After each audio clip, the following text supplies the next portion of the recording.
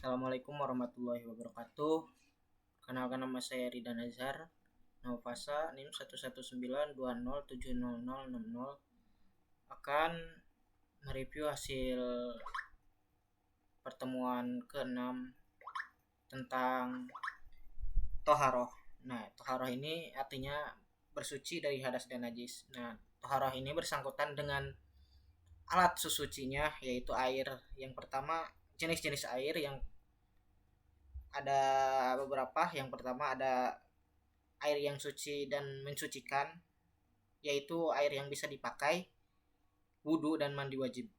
Contohnya air salju, embun, mata air, air sungai, air danau, air laut, air hujan, dan lain sebagainya.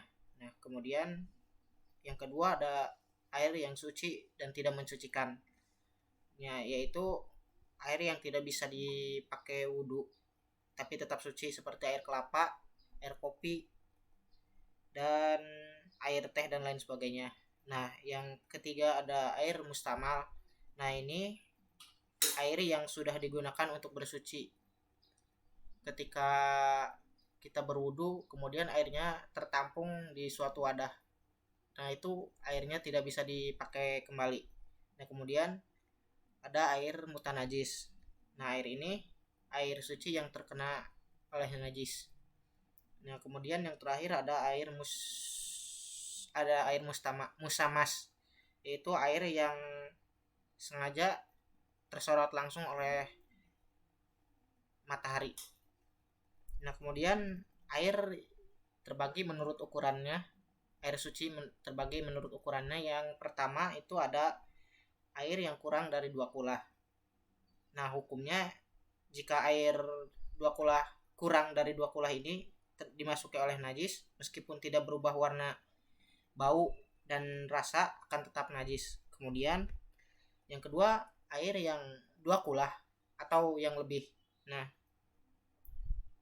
hukumnya itu jika dimasuki oleh najis, meskipun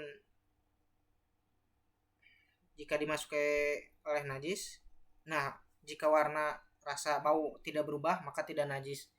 Tapi jika berubah dari ketiga aspek tersebut, maka hukumnya najis. Termasuk mutanajis.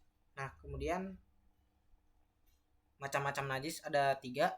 Yang pertama ada najis mukhafafah, yaitu najis ringan, seperti contohnya air kencing bayi laki-laki yang masih menyusui dan berumur 2 tahun dan belum makan apa-apa. Kemudian cara membersihkannya itu cukup dialiri oleh air. Nah, kemudian yang kedua ada najis mutawasitoh atau najis menengah. Contohnya itu kotoran hewan atau kotoran manusia, kencing, dan lain sebagainya. Nah, cara membersihkannya itu dialiri oleh air sampai bersih hingga warna, bau, dan rasanya hilang. Nah, kemudian yang ketiga ada najis mughaladoh. Najis mughaladoh contoh atau najis berat, contohnya najis anjing dan babi. Nah, cara mensucikannya dibasuh oleh 7 kali air, dan yang terakhir dicampur dengan debu atau tanah. Kemudian ada alat pembersih najis selain air, yaitu ada batu, daun, kemudian yang terakhir tisu. Kemudian ada hadas. Hadas ini terbagi 2, ada hadas kecil dan hadas besar. Nah, hadas kecil ini disucikan dengan air wudhu atau tayamum, jika tayamumnya memenuhi syarat. Kemudian ada hadas besar, disucikan dengan mandi besar. Nah, contohnya keluar haid, nifas, dan keluar mani, sengaja maupun tidak. Yang terakhir dengan bersetubuh. Mungkin cukup sekian. Wassalamualaikum warahmatullahi wabarakatuh.